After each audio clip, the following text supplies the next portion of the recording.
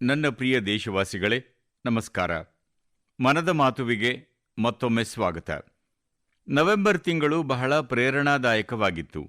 ಕೆಲವೇ ದಿನಗಳ ಹಿಂದೆ ನವೆಂಬರ್ 26 ಸಂವಿಧಾನ ದಿನದಂದು ಸೆಂಟ್ರಲ್ ಹಾಲ್ನಲ್ಲಿ ವಿಶೇಷ ಕಾರ್ಯಕ್ರಮ ಆಯೋಜಿಸಲಾಗಿತ್ತು. ವಂದೇ ಮಾತರಂನ 150ನೇ ವಾರ್ಷಿಕೋತ್ಸವದ ನಿಮಿತ್ತ ರಾಷ್ಟ್ರವ್ಯಾಪಿ ಕಾರ್ಯಕ್ರಮಗಳಿಗೆ ಭವ್ಯ ಚಾಲನೆಯನ್ನು ಇದು ನೀಡಿತು. ನವೆಂಬರ್ 25ರಂದು ಅಯೋಧ್ಯೆಯ ರಾಮಮಂದಿರದಲ್ಲಿ ಧರ್ಮಧ್ವಜ ಹಾರಿಸಲಾಯಿತು. ಅದೇ ದಿನ ಕುರುಕ್ಷೇತ್ರದ ಜ್ಯೋತಿಸರ್ನಲ್ಲಿ ಪಾಂಚಜನ್ಯ ಸ್ಮಾರಕವನ್ನು ಲೋಕಾರ್ಪಣೆ ಮಾಡಲಾಯಿತು. ಸ್ನೇಹಿತರೆ, ಕೆಲವೇ ದಿನಗಳ ಹಿಂದೆ ಹೈದರಾಬಾದ್ನಲ್ಲಿ ವಿಶ್ವದ ಅತಿದೊಡ್ಡ ಲೀಪ್ ಎಂಜಿನ್ MRO ಸೌಲಭ್ಯವನ್ನು ನಾನು ಉದ್ಘಾಟಿಸಿದೆ.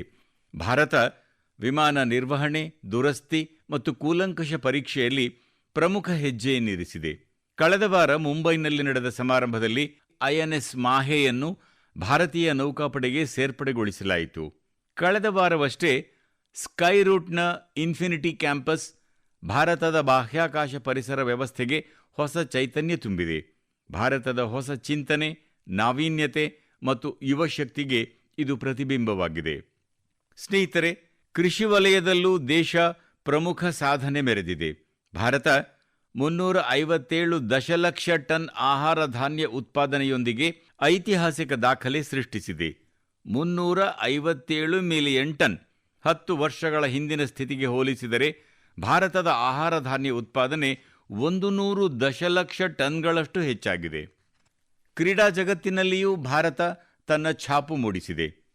ಕೆಲವು ದಿನಗಳ ಹಿಂದೆ ಭಾರತ ಕಾಮನ್ವೆಲ್ತ್ ಕ್ರೀಡಾಕೂಟವನ್ನು ಆಯೋಜಿಸಲಿದೆ ಎಂದು ಘೋಷಿಸಲಾಯಿತು. ಈ ಸಾಧನೆಗಳು ದೇಶ ಮತ್ತು ದೇಶದ ಪ್ರಜೆಗಳಿಗೆ ಸಲ್ಲತಕ್ಕದ್ದು. ಮನದ ಮಾತು ಜನರ ಅಂತಹ ಸಾಧನೆಗಳನ್ನು, ಜನರ ಸಾಮೂಹಿಕ ಪ್ರಯತ್ನಗಳನ್ನು ಸಾರ್ವಜನಿಕರಿಗೆ ತಲುಪಿಸುವ ಅತ್ಯುತ್ತಮ ವೇದಿಕೆಯಾಗಿದೆ. ಸ್ನೇಹಿತರೆ, ಮನದಲ್ಲಿ ಸಮರ್ಪಣೆ, ಸಾಮೂಹಿಕ ಶಕ್ತಿಯ ರೂಪದಲ್ಲಿ ಒಗ್ಗಟ್ಟಿನಿಂದ ಒಂದು ತಂಡದ ರೂಪದಲ್ಲಿ ಕಾರ್ಯನಿರ್ವಹಿಸುವ ಕುರಿತು ವಿಶ್ವಾಸವಿದ್ದರೆ, ಬಿದ್ದ ನಂತರ ಮತ್ತೆ ಎದ್ದೇಳುವ ಧೈರ್ಯವಿದ್ದರೆ, ಅತ್ಯಂತ ಕಷ್ಟಕರವಾದ ಕೆಲಸಗಳಲ್ಲಿಯೂ ಯಶಸ್ಸು ಕಟ್ಟಿಟ್ಟ ಬುತ್ತಿ. ನೀವು ಯಾವುದೇ ಉಪಗ್ರಹಗಳು, GPS ವ್ಯವಸ್ಥೆ, ಸಮುದ್ರಯಾನ ಸೌಲಭ್ಯಗಳಿಲ್ಲದ ಸಮಯವನ್ನು ಸ್ವಲ್ಪ ಊಹಿಸಿಕೊಳ್ಳಿ.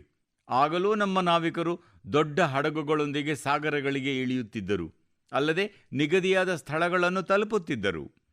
ಈಗ ಸಾಗರಗಳನ್ನು ಮೀರಿ ಸಂಚರಿಸುವಾಗ ಪ್ರಪಂಚದಾದ್ಯಂತದ ದೇಶಗಳು ಬಾಹ್ಯಾಕಾಶದ ಅನಂತ ಅಗಾಧತೆಗಳನ್ನು ಅನ್ವೇಷಿಸುತ್ತಿವೆ. ಅಲ್ಲಿನ ಒಂದೇ ಒಂದು ಸವಾಲು ಎಂದರೆ ಯಾವುದೇ GPS ವ್ಯವಸ್ಥೆ ಇಲ್ಲ, ಸಂಚಾರ ವ್ಯವಸ್ಥೆಗಳಿಲ್ಲ. ಹಾಗಾಗಿ ನಾವು ಪ್ರಗತಿ ಹೊಂದುವುದು ಹೇಗೆ? ಸ್ನೇಹಿತರೆ, ಕೆಲವು ದಿನಗಳ ಹಿಂದೆ ಸಾಮಾಜಿಕ ಮಾಧ್ಯಮದಲ್ಲಿ ಒಂದು ವಿಡಿಯೋ ನನ್ನ ಗಮನ ಸೆಳೆಯಿತು. ಈ ವಿಡಿಯೋ ಇಸ್ರೋ ಆಯೋಜಿಸಿದ್ದ ಒಂದು ವಿಶಿಷ್ಟವಾದ ಡ್ರೋನ್ ಸ್ಪರ್ಧೆಯದ್ದಾಗಿತ್ತು. ಈ ವಿಡಿಯೋದಲ್ಲಿ ನಮ್ಮ ದೇಶದ ಯುವಕರು, ವಿಶೇಷವಾಗಿ ನಮ್ಮ ಜೆನ್ಜಿ, ಮಂಗಳ ಗ್ರಹದಂತಹ ವಾತಾವರಣದಲ್ಲಿ ಡ್ರೋನ್ಗಳನ್ನು ಹಾರಿಸಲು ಪ್ರಯತ್ನಿಸುತ್ತಿದ್ದರು. ಡ್ರೋನ್ಗಳು ಹಾರುತ್ತಿದ್ದವು, ಕೆಲವು ಕ್ಷಣಗಳ ಕಾಲ ಸಮತೋಲನದಲ್ಲಿಯೂ ಇರುತ್ತಿದ್ದವು, ಆದರೆ ಕೆಲ ಸಮಯದ ನಂತರ ಇದ್ದಕ್ಕಿದ್ದಂತೆ ನೆಲಕ್ಕೆ ಅಪ್ಪಳಿಸುತ್ತಿದ್ದವು. ಇದು ಏಕೆಂದು ನಿಮಗೆ ಗೊತ್ತೇ?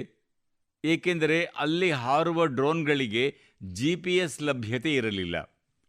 ಮಂಗಳ ಗ್ರಹದಲ್ಲಿ GPS ಸೌಲಭ್ಯ ಸಾಧ್ಯವಿಲ್ಲ.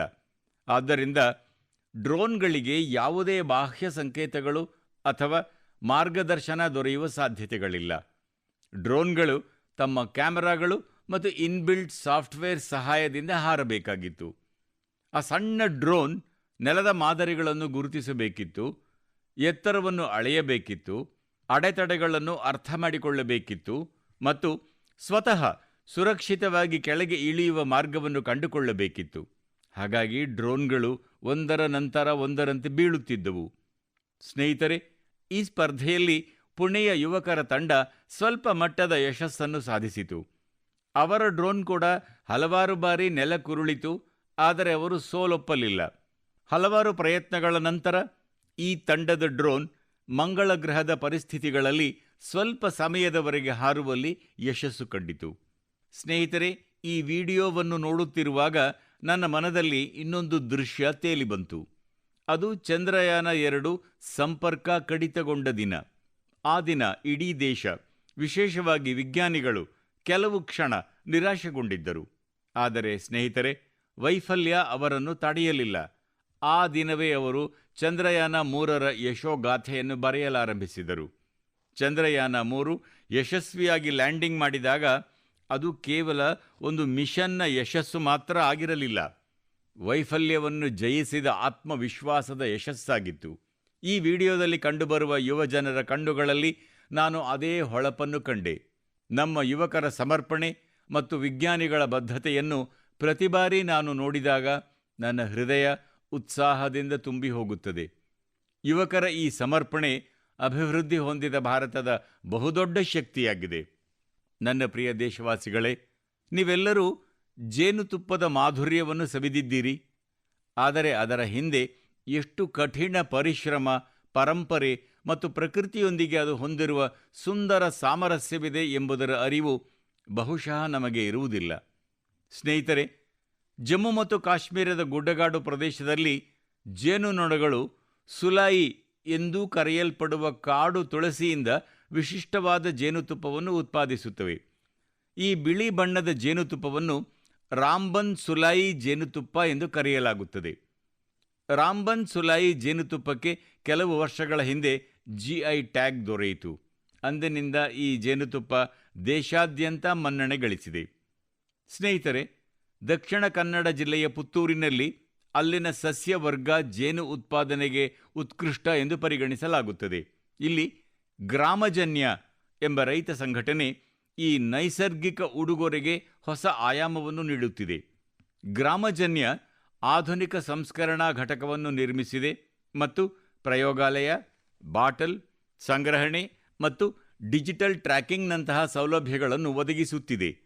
ಈಗ ಈ ಜೇನುತುಪ್ಪ ಬ್ರ್ಯಾಂಡೆಡ್ ಉತ್ಪನ್ನವಾಗಿ ಹಳ್ಳಿಗಳಿಂದ ನಗರಗಳವರೆಗೆ ತಲುಪುತ್ತಿದೆ.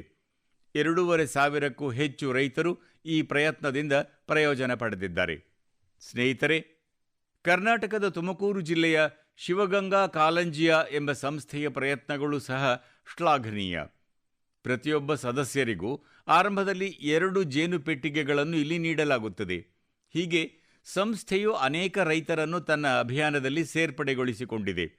ಈಗ ಈ ಸಂಸ್ಥೆಯೊಂದಿಗೆ ಕೈಜೋಡಿಸಿದ ರೈತರು ಜಂಟಿಯಾಗಿ ಜೇನುತುಪ್ಪವನ್ನು ಹೊರತೆಗೆದು ಅದನ್ನು ಸುಂದರವಾಗಿ ಪ್ಯಾಕ್ ಮಾಡಿ ಸ್ಥಳೀಯ ಮಾರುಕಟ್ಟೆಗೆ ತಲುಪಿಸುತ್ತಾರೆ. ಇದರಿಂದ ಅವರಿಗೆ ಲಕ್ಷಾಂತರ ರೂಪಾಯಿಗಳ ಗಳಿಕೆಯಾಗುತ್ತಿದೆ. ಅಂತಹ ಒಂದು ಉದಾಹರಣೆ ಎಂದರೆ ನಾಗಾಲ್ಯಾಂಡ್ನ ಕ್ಲಿಫ್ ಹನಿ ಹಂಟಿಂಗ್. ನಾಗಾಲ್ಯಾಂಡ್ನ ಚೋಕ್ಲಂಗನ್ ಗ್ರಾಮದಲ್ಲಿರುವ ಖಿಯಾಮನಿಯಾಂಗನ್ ಬುಡಕಟ್ಟು ಶತಮಾನಗಳಿಂದ ಜೇನುತುಪ್ಪ ಕೊಯ್ಲು ಮಾಡುತ್ತಿದೆ. ಇಲ್ಲಿ ಜೇನುನೊಣಗಳು ಮರಗಳ ಮೇಲೆ ಗೂಡು ಕಟ್ಟದೆ ಎತ್ತರದ ಬಂಡೆಗಳ ಮೇಲೆ ಗೂಡುಗಳನ್ನು ನಿರ್ಮಿಸುತ್ತವೆ. ಆದ್ದರಿಂದ ಜೇನು ಕೊಯ್ಲು ಕೂಡ ತುಂಬ ಅಪಾಯಕಾರಿಯಾಗಿರುತ್ತದೆ. ಇಲ್ಲಿನ ಜನರು ಮೊದಲು ಜೇನುನೊಣಗಳೊಂದಿಗೆ ಸೌಮ್ಯವಾಗಿ ಮಾತನಾಡುತ್ತಾರೆ, ಅವರ ಅನುಮತಿಯನ್ನು ಪಡೆಯುತ್ತಾರೆ. ಅವರು ಜೇನುತುಪ್ಪವನ್ನು ಸಂಗ್ರಹಿಸಲು ತಾವು ಬಂದಿರುವುದಾಗಿ ತಿಳಿಸುತ್ತಾರೆ. ನಂತರವೇ ಜೇನು ಹೊರತೆಗೆಯುತ್ತಾರೆ. ಸ್ನೇಹಿತರೆ, ಇಂದು ಭಾರತ ಜೇನುತುಪ್ಪ ಉತ್ಪಾದನೆಯಲ್ಲಿ ಹೊಸ ದಾಖಲೆಗಳನ್ನು ಸೃಷ್ಟಿಸುತ್ತಿದೆ.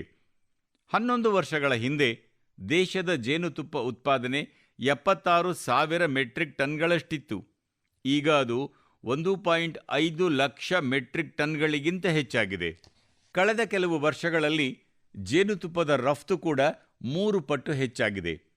ಹನಿ ಮಿಷನ್ ಕಾರ್ಯಕ್ರಮದಡಿಯಲ್ಲಿ ಖಾದಿ ಗ್ರಾಮೋದ್ಯೋಗಗಳು ಜನರಿಗೆ 2.25 ಲಕ್ಷಕ್ಕೂ ಹೆಚ್ಚು ಜೇನು ಪೆಟ್ಟಿಗೆಗಳ ವಿತರಣೆ ಮಾಡಿವೆ. ಇದರಿಂದ ಸಾವಿರಾರು ಜನರಿಗೆ ಹೊಸ ಉದ್ಯೋಗಾವಕಾಶಗಳನ್ನು ಒದಗಿಸಿದೆ. ಇದರ ಅರ್ಥ ದೇಶದ ಮೂಲೆ ಮೂಲೆಗಳಲ್ಲಿ ಜೇನಿನ ಸಿಹಿ ವೃದ್ಧಿಸುತ್ತಿದೆ. ಈ ಸಿಹಿ ರೈತರ ಆದಾಯವನ್ನೂ ಹೆಚ್ಚಿಸುತ್ತಿದೆ. ನನ್ನ ಪ್ರೀತಿಯ ದೇಶವಾಸಿಗಳೇ, ಹರಿಯಾಣದ ಕುರುಕ್ಷೇತ್ರದಲ್ಲಿ ಮಹಾಭಾರತ ಯುದ್ಧ ನಡೆದಿತ್ತು ಎಂದು ನಮಗೆಲ್ಲರಿಗೂ ತಿಳಿದಿದೆ. ಆದರೆ ಈಗ ನೀವು ಮಹಾಭಾರತ ಅನುಭವ ಕೇಂದ್ರದಲ್ಲಿ ಈ ಯುದ್ಧದ ಭೀಕರತೆಯನ್ನು ಸಾಕ್ಷಾತ್ ಅನುಭವಿಸಬಹುದು. ಈ ಅನುಭವ ಕೇಂದ್ರದಲ್ಲಿ ಮಹಾಭಾರತದ ಕಥೆಯನ್ನು 3D light and sound show ಮತ್ತು ಡಿಜಿಟಲ್ ಟೆಕ್ನಿಕ್ ಮೂಲಕ ಪ್ರದರ್ಶಿಸಲಾಗುತ್ತಿದೆ.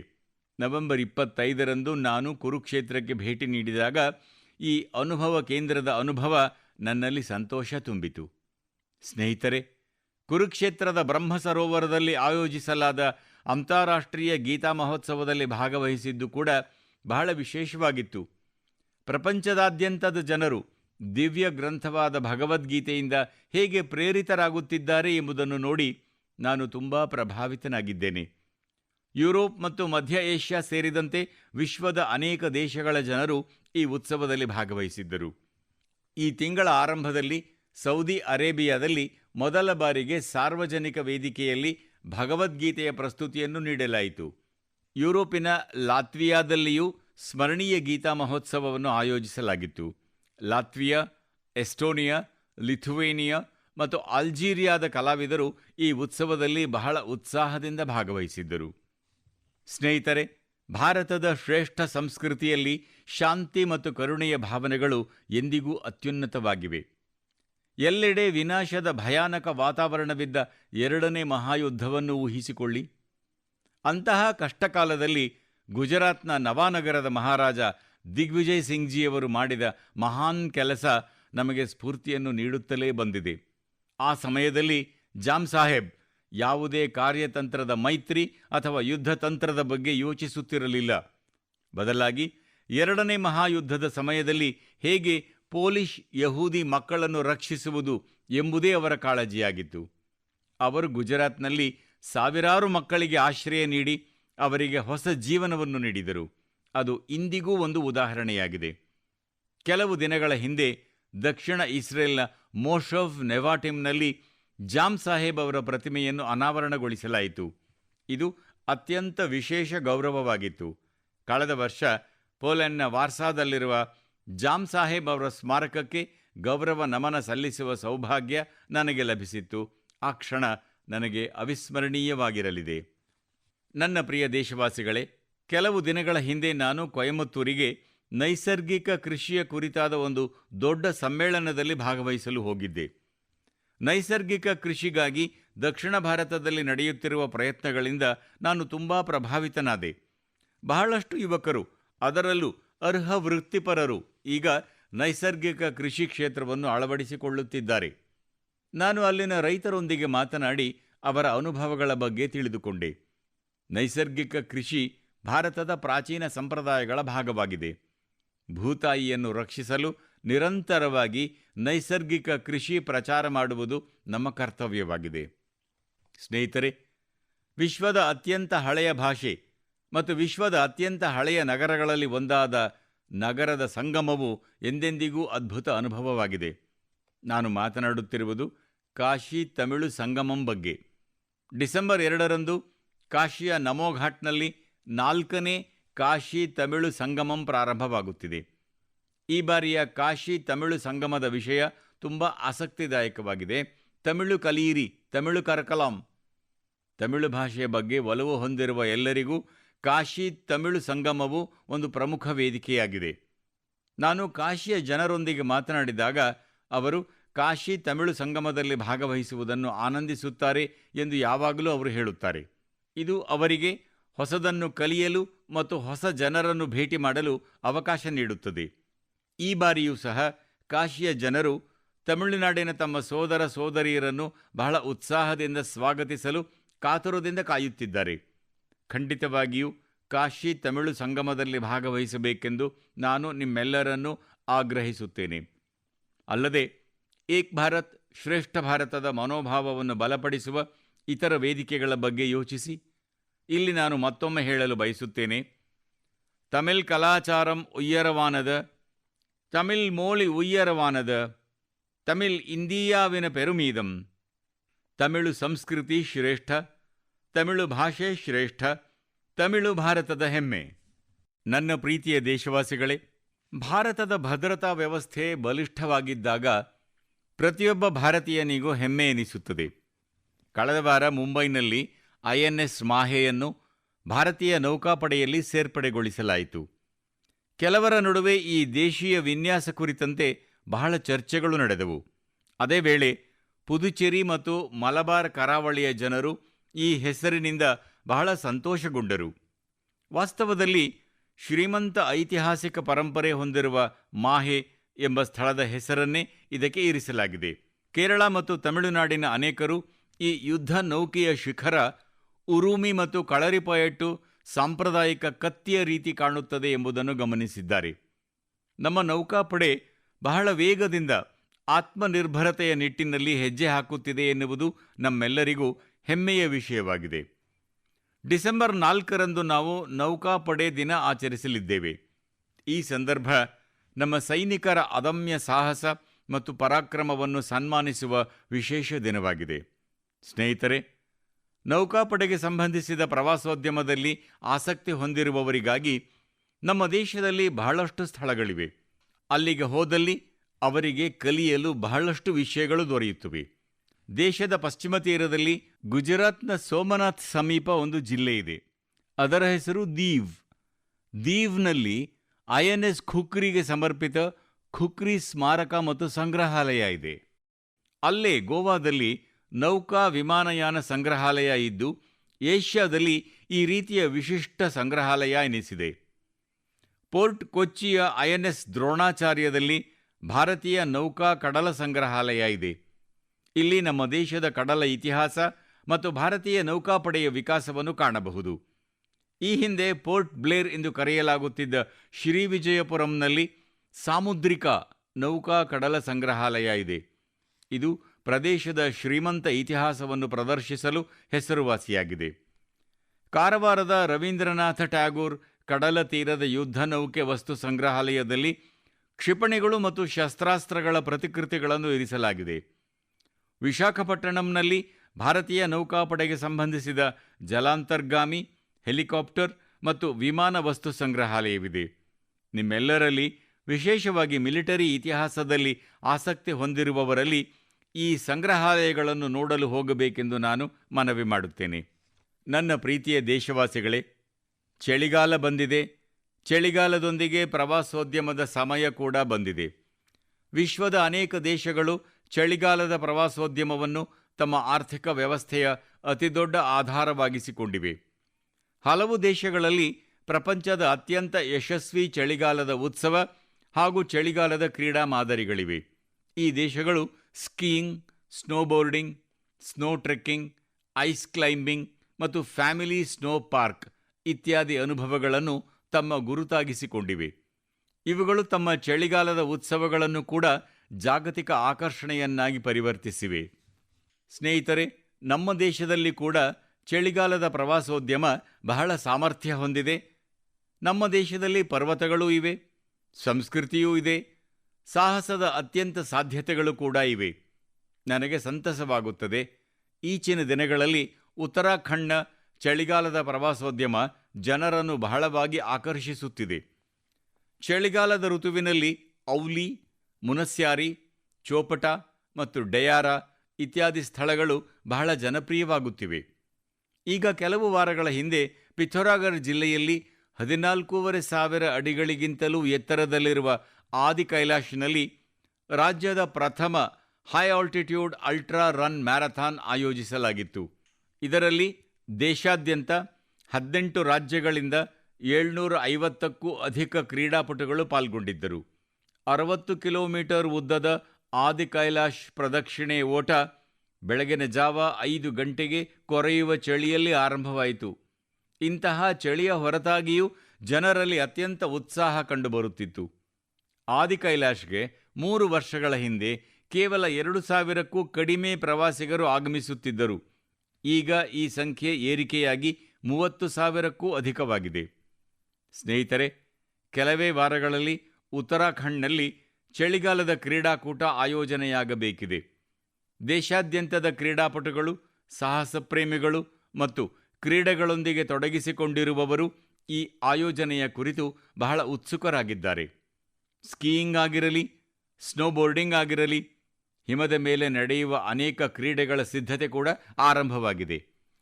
ಚಳಿಗಾಲದ ಪ್ರವಾಸೋದ್ಯಮವನ್ನು ಉತ್ತೇಜಿಸುವುದಕ್ಕಾಗಿ ಸಂಪರ್ಕ ಮತ್ತು ಮೂಲಸೌಕರ್ಯಕ್ಕೆ ಕೂಡ ಉತ್ತರಾಖಂಡ್ ಗಮನ ಹರಿಸಿದೆ.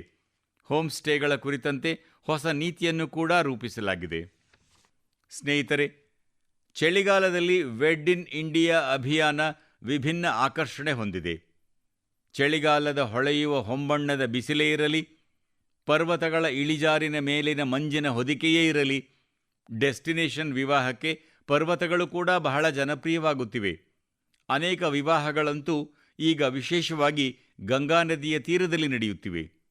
ಸ್ನೇಹಿತರೆ, ಚಳಿಗಾಲದ ಈ ದಿನಗಳಲ್ಲಿ ಹಿಮಾಲಯದ ಕಣಿವೆಗಳು ಜೀವಮಾನವಿಡೀ ನೆನಪಿನಲ್ಲಿ ಉಳಿಯುವಂತಹ ಒಂದು ವಿಶೇಷ ಅನುಭವದ ಭಾಗವಾಗುತ್ತವೆ. ಈ ಚಳಿಗಾಲದಲ್ಲಿ ಎಲ್ಲಿಗಾದರೂ ಪ್ರವಾಸ ಹೋಗಬೇಕೆಂದು ನೀವು ಆಲೋಚಿಸುತ್ತಿದ್ದಲ್ಲಿ ಹಿಮಾಲಯದ ಕಣಿವೆಗಳ ಆಯ್ಕೆಯನ್ನು ಖಂಡಿತವಾಗಿಯೂ ಇರಿಸಿಕೊಳ್ಳಿ. ಸ್ನೇಹಿತರೆ, ಕೆಲವು ವಾರಗಳ ಹಿಂದೆ ನಾನು ಭೂತಾನ್ ದೇಶಕ್ಕೆ ಹೋಗಿದ್ದೆ. ಇಂತಹ ಭೇಟಿಯ ಸಮಯಗಳಲ್ಲಿ ಬೇರೆ ಬೇರೆ ರೀತಿಯ ಸಂವಾದ ಮತ್ತು ಚರ್ಚೆಗಳಿಗೆ ಅವಕಾಶ ದೊರೆಯುತ್ತದೆ. ನನ್ನ ಈ ಪ್ರವಾಸದಲ್ಲಿ ನಾನು ಭೂತಾನ್ ರಾಜರೊಂದಿಗೆ, ಈ ಮೊದಲು ಸ್ವತಃ ರಾಜರಾಗಿದ್ದ ಪ್ರಸಕ್ತ ರಾಜರ ತಂದೆಯೊಂದಿಗೆ ಮತ್ತು ಅಲ್ಲಿನ ಪ್ರಧಾನಮಂತ್ರಿ ಮತ್ತು ಇತರರನ್ನು ಕೂಡ ಭೇಟಿಯಾಗಿದ್ದೆ. ಈ ಸಮಯದಲ್ಲಿ ಪ್ರತಿಯೊಬ್ಬರಿಂದಲೂ ಒಂದು ಮಾತು ಕೇಳಲ್ಪಟ್ಟೆ. ಬುದ್ಧಿಸ್ಟ್ ರೆಲಿಕ್ಸ್, ಅಂದರೆ ಭಗವಾನ್ ಬುದ್ಧನ ಪವಿತ್ರ ಅವಶೇಷಗಳನ್ನು ಕಳುಹಿಸಿಕೊಟ್ಟಿದ್ದಕ್ಕಾಗಿ ಪ್ರತಿಯೊಬ್ಬರೂ ಭಾರತೀಯರಿಗೆ ಕೃತಜ್ಞತೆಯನ್ನು ವ್ಯಕ್ತಪಡಿಸುತ್ತಿದ್ದರು. ಈ ಮಾತುಗಳನ್ನು ಕೇಳಿಸಿಕೊಂಡಾಗಲೆಲ್ಲ ನನ್ನ ಹೃದಯ ಹೆಮ್ಮೆಯಿಂದ ತುಂಬುತ್ತಿತ್ತು. ಸ್ನೇಹಿತರೆ, ಭಗವಾನ್ ಬುದ್ಧನ ಪವಿತ್ರ ಅವಶೇಷಗಳ ಬಗ್ಗೆ ಅನೇಕ ದೇಶಗಳಲ್ಲಿ ಕೂಡ ಇಂತಹದ್ದೇ ಉತ್ಸಾಹ ಕಂಡುಬಂದಿದೆ. ಕಳೆದ ತಿಂಗಳಷ್ಟೇ ನ್ಯಾಷನಲ್ ಮ್ಯೂಸಿಯಂನಿಂದ ಈ ಪವಿತ್ರ ಅವಶೇಷಗಳನ್ನು ರಷ್ಯಾದ ಕಲ್ಮೀಕಿಯಾಗಿ ಕೊಂಡೊಯ್ಯಲಾಯಿತು. ಇಲ್ಲಿ ಬೌದ್ಧ ಧರ್ಮಕ್ಕೆ ವಿಶೇಷವಾದ ಪ್ರಾಮುಖ್ಯತೆ ಇದೆ. ಇದರ ದರ್ಶನಕ್ಕಾಗಿ ರಷ್ಯಾದ ದೂರ ದೂರದ ಪ್ರದೇಶಗಳಿಂದ ಕೂಡ ಹೆಚ್ಚಿನ ಸಂಖ್ಯೆಯಲ್ಲಿ ಜನರು ಬಂದರೆಂದು ನನಗೆ ತಿಳಿದು ಬಂತು. ಈ ಪವಿತ್ರ ಅವಶೇಷಗಳನ್ನು ಮಂಗೋಲಿಯಾ, ವಿಯೆಟ್ನಾಂ ಮತ್ತು ಥೈಲ್ಯಾಂಡ್ಗೆ ಕೂಡ ತೆಗೆದುಕೊಂಡು ಹೋಗಲಾಗಿದೆ. ಪ್ರತಿಯೊಂದು ಕಡೆಯೂ ಅತ್ಯಂತ ಉತ್ಸಾಹ ಕಂಡುಬಂದಿದೆ. ಇದರ ದರ್ಶನಕ್ಕಾಗಿ ಥೈಲ್ಯಾಂಡ್ ರಾಜ ಕೂಡ ಬಂದಿದ್ದರು. ಪ್ರಪಂಚದಾದ್ಯಂತ ಭಗವಾನ್ ಬುದ್ಧನ ಪವಿತ್ರ ಅವಶೇಷಗಳೊಂದಿಗೆ ಇಂತಹ ಆಳವಾದ ಬಾಂಧವ್ಯವನ್ನು ಕಾಣುವುದು ಅತ್ಯಂತ ಹೃದಯಸ್ಪರ್ಶಿ ಎನಿಸುತ್ತದೆ. ಇಂತಹ ಉಪಕ್ರಮಗಳು ಪ್ರಪಂಚದಾದ್ಯಂತ ಜನರನ್ನು ಸಂಪರ್ಕಿಸುವ ಸಾಧನವಾಗುತ್ತಿದೆ ಎಂದು ಕೇಳುವುದು ಬಹಳ ಆನಂದದಾಯಕವಾಗಿದೆ. ನನ್ನ ಪ್ರೀತಿಯ ದೇಶಬಾಂಧವರೇ, ನಾನು ನಿಮ್ಮೆಲ್ಲರೊಂದಿಗೂ ಯಾವಾಗಲೂ ವೋಕಲ್ ಫಾರ್ ಲೋಕಲ್ ಮಂತ್ರದೊಂದಿಗೆ ಸಾಗಬೇಕೆಂದು ಹೇಳುತ್ತಿರುತ್ತೇನೆ. ಈಗ ಕೆಲವೇ ದಿನಗಳ ಹಿಂದೆ G20 ಶೃಂಗಸಭೆಯ ವೇಳೆ ದೇಶದ ಅನೇಕ ಮುಖಂಡರಿಗೆ ಉಡುಗೊರೆ ನೀಡುವ ವಿಷಯ ಬಂದಾಗ ನಾನು ಮತ್ತೊಮ್ಮೆ ಹೇಳಿದೆ, ವೋಕಲ್ ಫಾರ್ ಲೋಕಲ್ ಎಂದು. ದೇಶವಾಸಿಗಳ ಪರವಾಗಿ ನಾನು ವಿಶ್ವದ ನಾಯಕರಿಗೆ ನೀಡಿದ ಉಡುಗೊರೆಗಳಲ್ಲಿ ಈ ಭಾವನೆಯತ್ತ ವಿಶೇಷವಾಗಿ ಗಮನ ಹರಿಸಲಾಗಿತ್ತು. G20 ಸಮಯದಲ್ಲಿ ನಾನು ದಕ್ಷಿಣ ಆಫ್ರಿಕಾದ ರಾಷ್ಟ್ರಪತಿಯವರಿಗೆ ನಟರಾಜನ ಕಂಚಿನ ಪ್ರತಿಮೆ ಉಡುಗೊರೆಯಾಗಿ ನೀಡಿದೆ. ಇದು ತಮಿಳುನಾಡಿನ ತಂಜಾವೂರಿನ ಸಾಂಸ್ಕೃತಿಕ ಪರಂಪರೆಯೊಂದಿಗೆ ಬೆಸೆದುಕೊಂಡ ಚೋಳರ ಕಾಲದ ಶಿಲ್ಪಕಲೆಯ ಅದ್ಭುತ ಉದಾಹರಣೆಯಾಗಿದೆ. ಕೆನಡಾದ ಪ್ರಧಾನಮಂತ್ರಿಯವರಿಗೆ ಬೆಳ್ಳಿಯ ಕುದುರೆಯ ಪ್ರತಿಕೃತಿಯನ್ನು ಉಡುಗೊರೆಯಾಗಿ ನೀಡಲಾಯಿತು. ಇದು ರಾಜಸ್ಥಾನದ ಉದಯಪುರದ ಅತ್ಯುತ್ತಮ ಶಿಲ್ಪಕಲೆಯನ್ನು ಪ್ರದರ್ಶಿಸುತ್ತದೆ. ಜಪಾನ್ ಪ್ರಧಾನಿಯವರಿಗೆ ಬೆಳ್ಳಿಯ ಬುದ್ಧನ ಪ್ರತಿಕೃತಿ ಉಡುಗೊರೆಯ ರೂಪದಲ್ಲಿ ನೀಡಲಾಯಿತು. ಇದರಲ್ಲಿ ತೆಲಂಗಾಣದ ಕರೀಂನಗರದ ಪ್ರಸಿದ್ಧ ಬೆಳ್ಳಿ ಕರಕುಶಲತೆ ಕಂಡುಬರುತ್ತದೆ. ಇಟಲಿಯ ಪ್ರಧಾನಮಂತ್ರಿಯವರಿಗೆ ಹೂವಿನ ಆಕಾರದ ರಜತ ಕನ್ನಡಿಯನ್ನು ಉಡುಗೊರೆಯಾಗಿ ನೀಡಿದೆ. ಇದು ಕೂಡ ಕರೀಂನಗರದ ಸಾಂಪ್ರದಾಯಿಕ ಲೋಹ ಕರಕುಶಲತೆಯನ್ನು ಪ್ರದರ್ಶಿಸುತ್ತದೆ. ಆಸ್ಟ್ರೇಲಿಯಾ ಪ್ರಧಾನಿಗೆ ನಾನು ಹಿತ್ತಾಳೆಯ ದುಂಡನೆಯ ಪಾತ್ರೆ ಉರ್ಲಿ ಉಡುಗೊರೆಯಾಗಿ ನೀಡಿದ್ದು, ಇದು ಕೇರಳದ ಮೂನಾರ್ನ ಒಂದು ಅತ್ಯುತ್ತಮ ಕರಕುಶಲತೆಯಾಗಿದೆ. ಇಡೀ ವಿಶ್ವವೇ ಭಾರತೀಯ ಶಿಲ್ಪಕಲೆ, ಕರಕುಶಲತೆ ಮತ್ತು ಪರಂಪರೆಯ ಬಗ್ಗೆ ಅರಿತುಕೊಳ್ಳಬೇಕು ಎನ್ನುವುದು ನನ್ನ ಉದ್ದೇಶವಾಗಿತ್ತು. ಅಂತೆಯೇ ನಮ್ಮ ಕುಶಲಕರ್ಮಿಗಳ ಪ್ರತಿಭೆಗೆ ಜಾಗತಿಕ ವೇದಿಕೆ ದೊರೆಯಬೇಕೆಂಬುದು ನನ್ನ ಉದ್ದೇಶವಾಗಿತ್ತು. ಸ್ನೇಹಿತರೆ, ದೇಶದ ಕೋಟ್ಯಂತರ ಜನರು ವೋಕಲ್ ಫಾರ್ ಲೋಕಲ್ ಭಾವನೆಯನ್ನು ತಮ್ಮ ಜೀವನದ ಭಾಗವಾಗಿಸಿಕೊಂಡಿದ್ದಾರೆ ಎನ್ನುವುದು ನನಗೆ ಸಂತಸದ ವಿಷಯವಾಗಿದೆ. ಈ ವರ್ಷ ನೀವು ಹಬ್ಬದ ಖರೀದಿಗಾಗಿ ಮಾರುಕಟ್ಟೆಗೆ ಹೋಗಿದ್ದಾಗ ನಿಮಗೆಲ್ಲರಿಗೂ ಒಂದು ವಿಷಯ ಮನಸ್ಸಿಗೆ ಬಂದಿರಲೇಬೇಕು. ಜನರ ಆಯ್ಕೆಗಳಲ್ಲಿ ಮತ್ತು ಮನೆಗೆ ತರುವ ವಸ್ತುಗಳಲ್ಲಿ ದೇಶ ಸ್ವದೇಶೀಯತೆಯೆಡೆಗೆ ಮರಳುತ್ತಿರುವ ಸ್ಪಷ್ಟ ಸಂಕೇತ ಗೋಚರಿಸುತ್ತಿತ್ತು. ಜನರು ಮನಃಪೂರ್ವಕವಾಗಿ ಭಾರತೀಯ ಉತ್ಪನ್ನಗಳನ್ನು ಆಯ್ಕೆ ಮಾಡಿಕೊಳ್ಳುತ್ತಿದ್ದರು. ಈ ಬದಲಾವಣೆ ಕೂಡ ಚಿಕ್ಕ ಅಂಗಡಿಯಾತನಿಗೆ ಕೂಡ ಗೋಚರವಾಗಿದೆ. ಈ ಬಾರಿ ಯುವಜನತೆ ಕೂಡ ವೋಕಲ್ ಫಾರ್ ಲೋಕಲ್ ಅಭಿಯಾನಕ್ಕೆ ವೇಗ ನೀಡಿದರು. ಮುಂಬರುವ ದಿನಗಳಲ್ಲಿ ಕ್ರಿಸ್ಮಸ್ ಮತ್ತು ಹೊಸ ವರ್ಷಕ್ಕಾಗಿ ಖರೀದಿಯ ಹೊಸ ಸುತ್ತು ಆರಂಭವಾಗಲಿದೆ. ವೋಕಲ್ ಫಾರ್ ಲೋಕಲ್ ಮಂತ್ರವನ್ನು ನೆನಪಿಟ್ಟುಕೊಳ್ಳಿ. ನಮ್ಮ ದೇಶದಲ್ಲೇ ತಯಾರಾದ ವಸ್ತುಗಳನ್ನೇ ಖರೀದಿಸಿ, ನಮ್ಮ ದೇಶವಾಸಿಯ ಶ್ರಮದಿಂದ ತಯಾರಾದ ವಸ್ತುಗಳನ್ನೇ ಮಾರಾಟ ಮಾಡಿ ಎಂದು ನಾನು ನಿಮ್ಮೆಲ್ಲರಿಗೆ ಪುನಃ ನೆನಪಿಸುತ್ತೇನೆ. ನನ್ನ ಪ್ರೀತಿಯ ದೇಶಬಾಂಧವರೇ, ಭಾರತೀಯ ಕ್ರೀಡೆಗಳ ವಿಷಯದಲ್ಲಿ ಈ ತಿಂಗಳು ಸೂಪರ್ ಹಿಟ್ ಆಗಿದೆ. ಈ ತಿಂಗಳು ಭಾರತೀಯ ಮಹಿಳಾ ತಂಡ ಐಸಿಸಿ ಮಹಿಳಾ ವಿಶ್ವಕಪ್ ಗೆಲ್ಲುವುದರೊಂದಿಗೆ ಆರಂಭವಾಯಿತು. ಆದರೆ ಅದರ ನಂತರವೂ ಮೈದಾನದಲ್ಲಿ ಹೆಚ್ಚಿನ ಚಟುವಟಿಕೆಗಳು ಕಂಡುಬಂದವು. ಕೆಲವು ದಿನಗಳ ಹಿಂದೆ ಟೋಕಿಯೋದಲ್ಲಿ ಡೆಫ್ ಒಲಿಂಪಿಕ್ಸ್ ನಡೆದಿತ್ತು. ಅಲ್ಲಿ ಭಾರತ ಇಲ್ಲಿಯವರೆಗಿನ ಅತ್ಯುತ್ತಮ ಪ್ರದರ್ಶನವನ್ನು ನೀಡಿ 20 ಪದಕಗಳನ್ನು ಗೆದ್ದುಕೊಂಡಿತು. ನಮ್ಮ ಮಹಿಳಾ ಕ್ರೀಡಾಪಟುಗಳು ಕೂಡ ಕಬಡ್ಡಿ ವಿಶ್ವಕಪ್ ಗೆದ್ದು ಚರಿತ್ರೆ ಸೃಷ್ಟಿಸಿದ್ದಾರೆ. ಸಂಪೂರ್ಣ ಪಂದ್ಯಾವಳಿಯಲ್ಲಿ ಅವರು ಅತ್ಯುತ್ತಮ ಪ್ರದರ್ಶನ ನೀಡಿ ಪ್ರತಿಯೊಬ್ಬ ಭಾರತೀಯನ ಮನಸೂರೆಗೊಂಡರು. ವರ್ಲ್ಡ್ ಬಾಕ್ಸಿಂಗ್ ಕಪ್ ಫೈನಲ್ಸ್ನಲ್ಲಿ ಕೂಡ ನಮ್ಮ ಕ್ರೀಡಾಳುಗಳ ಪ್ರದರ್ಶನ ಆಕರ್ಷಕವಾಗಿತ್ತು. ಅವರು ಅಲ್ಲಿ 20 ಪದಕಗಳನ್ನು ಗೆದ್ದರು. ಸ್ನೇಹಿತರೆ, ಇನ್ನೂ ಹೆಚ್ಚು ಚರ್ಚೆಯಾಗುತ್ತಿರುವುದು ನಮ್ಮ ಮಹಿಳಾ ತಂಡ ದೃಷ್ಟಿಮಾಂದ್ಯ ಕ್ರಿಕೆಟ್ ವಿಶ್ವಕಪ್ ಗೆದ್ದಿರುವುದು. ನಮ್ಮ ತಂಡ ಒಂದೇ ಒಂದು ಪಂದ್ಯವನ್ನು ಕೂಡ ಸೋಲದೆ ಈ ಪಂದ್ಯಾವಳಿಯನ್ನು ಗೆದ್ದಿರುವುದು ಅತ್ಯಂತ ಮಹತ್ವದ ವಿಷಯವಾಗಿದೆ. ಈ ತಂಡದ ಪ್ರತಿಯೊಬ್ಬ ಆಟಗಾರ್ತಿಯ ಬಗ್ಗೆ ದೇಶವಾಸಿಗಳು ಅತ್ಯಂತ ಹೆಮ್ಮೆ ಪಡುತ್ತಿದ್ದಾರೆ. ಪ್ರಧಾನಿ ನಿವಾಸದಲ್ಲಿ ಈ ತಂಡದೊಂದಿಗೆ ನನ್ನ ಭೇಟಿಯಾಯಿತು. ನಿಜವಾಗಿಯೂ ಈ ತಂಡದ ಧೈರ್ಯ ಮತ್ತು ಆತ್ಮವಿಶ್ವಾಸ ನಮಗೆ ಬಹಳಷ್ಟು ಕಲಿಸುತ್ತದೆ. ಈ ವಿಜಯ ನಮ್ಮ ಕ್ರೀಡಾ ಇತಿಹಾಸದಲ್ಲಿ ಅತಿದೊಡ್ಡ ವಿಜಯಗಳಲ್ಲಿ ಒಂದಾಗಿದ್ದು, ಇದು ಪ್ರತಿಯೊಬ್ಬ ಭಾರತೀಯನಿಗೆ ಸ್ಫೂರ್ತಿ ನೀಡುತ್ತಲೇ ಇರುತ್ತದೆ. ಸ್ನೇಹಿತರೆ, ಇತ್ತೀಚಿನ ದಿನಗಳಲ್ಲಿ ನಮ್ಮ ದೇಶದಲ್ಲಿ ಸಹಿಷ್ಣುತೆ ಕ್ರೀಡೆಯ ಹೊಸ ಕ್ರೀಡಾ ಸಂಸ್ಕೃತಿ ಅತ್ಯಂತ ವೇಗವಾಗಿ ಹೊರಹೊಮ್ಮುತ್ತಿದೆ. ಎಂಡ್ಯೂರೆನ್ಸ್ ಸ್ಪೋರ್ಟ್ಸ್ ಎಂದರೆ ನನ್ನ ಪ್ರಕಾರ ನಿಮ್ಮ ಮಿತಿಗಳನ್ನು ಪರೀಕ್ಷಿಸುವ ಕ್ರೀಡಾ ಚಟುವಟಿಕೆಗಳು ಎಂದರ್ಥ. ಕೆಲವು ವರ್ಷಗಳ ಹಿಂದಿನವರೆಗೂ ಮ್ಯಾರಥಾನ್ ಮತ್ತು ಬೈಕೆಥಾನ್ನಂತಹ ವಿಶೇಷ ಕಾರ್ಯಕ್ರಮಗಳು ಕೇವಲ ವಿಶೇಷ ವ್ಯಕ್ತಿಗಳಿಗೆ ಮಾತ್ರ ಸೀಮಿತವಾಗಿತ್ತು. ಆದರೆ ಈಗ ಬಹಳಷ್ಟು ಬದಲಾವಣೆಗಳಾಗಿವೆ.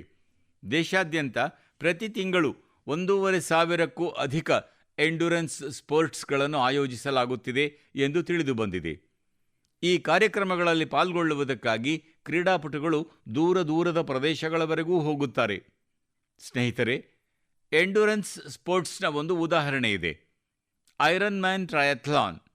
ನಿಮಗೆ 1 ದಿನಕ್ಕಿಂತ ಕಡಿಮೆ ಸಮಯವಿದೆ ಮತ್ತು ನೀವು ಈ 3 ಕೆಲಸಗಳನ್ನು ಮಾಡಬೇಕು ಎಂದು ಹೇಳಲಾಗುತ್ತದೆ ಎಂದು ಊಹಿಸಿಕೊಳ್ಳಿ. ಸಮುದ್ರದಲ್ಲಿ 4 ಕಿಲೋಮೀಟರ್ ದೂರ ಈಜಬೇಕು, 180 ಕಿಲೋಮೀಟರ್ ಸೈಕಲ್ ಚಾಲನೆ ಮಾಡಬೇಕು ಮತ್ತು ಸುಮಾರು 42 ಕಿಲೋಮೀಟರ್ ಮ್ಯಾರಥಾನ್ ಓಡಬೇಕು. ಇದು ಹೇಗೆ ಸಾಧ್ಯ ಎಂದು ನೀವು ಆಲೋಚಿಸುತ್ತೀರಿ.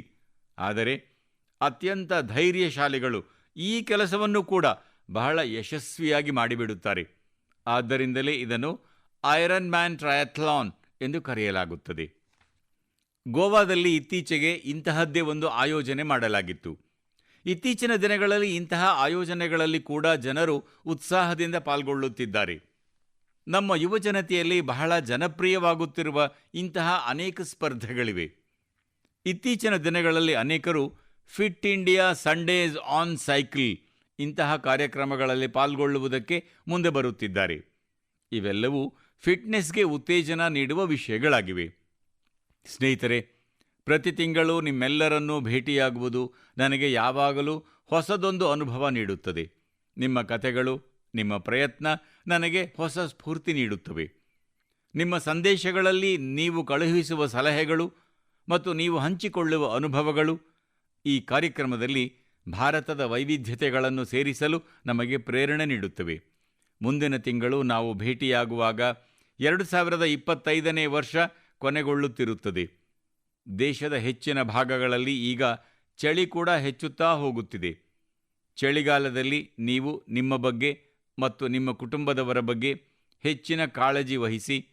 ಮುಂದಿನ ತಿಂಗಳು ಮತ್ತೆ ಕೆಲವು ಹೊಸ ವಿಷಯಗಳನ್ನು, ಹೊಸ ವ್ಯಕ್ತಿತ್ವಗಳ ಕುರಿತು ಖಂಡಿತವಾಗಿಯೂ ಮಾತನಾಡೋಣ. ಅನೇಕಾನೇಕ ಧನ್ಯವಾದ. ನಮಸ್ಕಾರ.